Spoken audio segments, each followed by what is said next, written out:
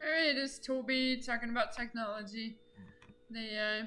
What I got here is another discrete example that I'm running on my GX Simulator 3.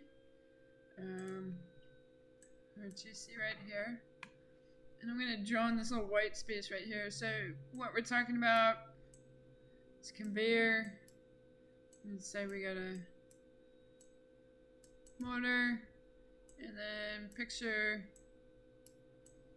I don't know, some kind of prox switch,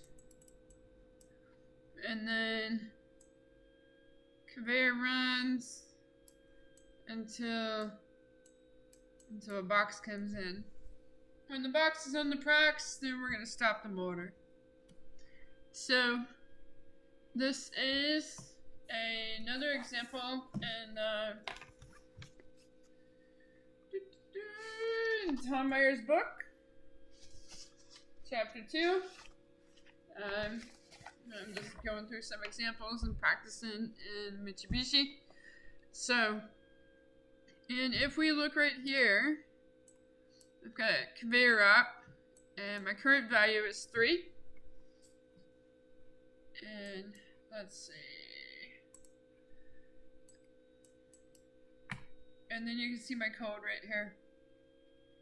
So what I did, this is a mix, it's what they call their function. And then down here, they have a function block, which I like to play with just because I can. That is a text block. It's a structured text function, which is right here. Inline structured text. So in your function program, you can pop in some structured text.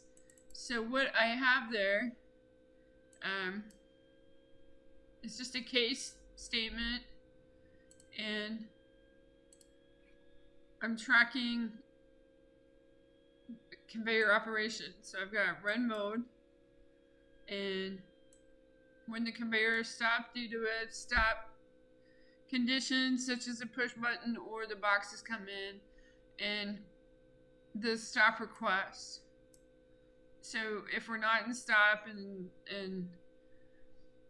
we're not in a request, well, let me take that back. If we get a stop request, be it because of the box or because the operator pushed the button, then we're going to go to step 3. And then if all that clears out, then it's going to reset it for conveyor op 1, which is going to put me back up here for run mode.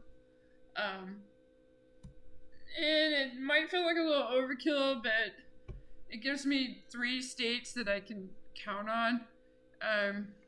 And it allows transitions between the states. And I don't know, that's just the way I was trained to program, so. Alright, so that tells you what the structured text is about. This is some ladder logic coming into it. And just so you know, we're already in run mode. And this is what I did my simulation already. Ta-da! So we are simulating FX5U CPU.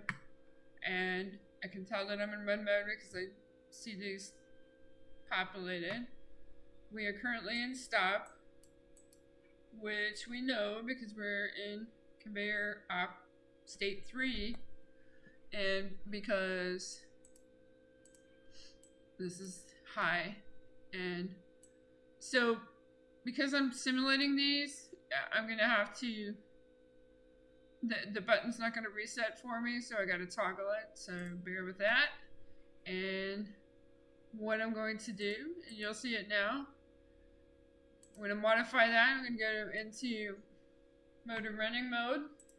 I'm going to clear my stop just so that when we come back through, it won't mess it up. But I went to conveyor up state 2. So picture that we're running.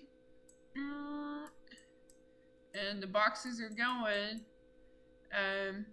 but this is the end of the conveyor, so it gets in front of the prox, and we will simulate it in front of the prox. So conveyor's running.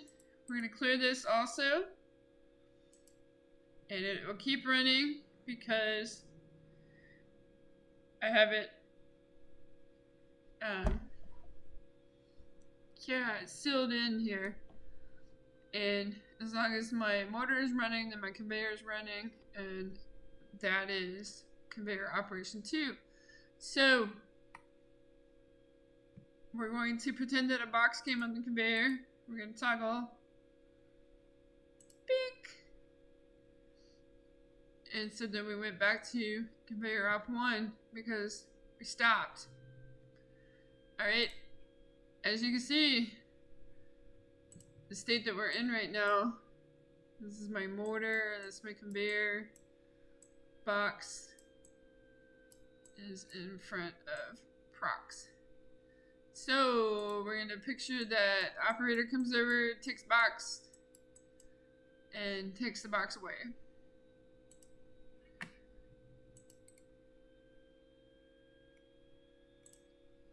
Took the box away. We went back to conveyor running off mode 2. Our conveyor's running and motor's running. Everybody's happy. So at this point, I don't know. Picture that we did 20,000 more boxes for the day. Picture it's the end of the day, and we gotta stop. So then we're back at op mode 3. Now, you don't have to do this with structured text. You could do it any way you want to. But, I don't know, for me it was just easy to set up some states. Because then if I wanted to modify or add a bumper or another section or something, and then I could just, sync them all up based on their states or whatever. So anyway, just more practice with discrete logic, and in this case with MuleSoft GXWorks 3. And if you got any questions on the code side of it, I can do that. And the reason why I stuck structured text in there is because I get lazy, and case statement is sometimes easier to write than going through all of the inserting all these ladders. So anyway, think about it, practice your logic, enjoy.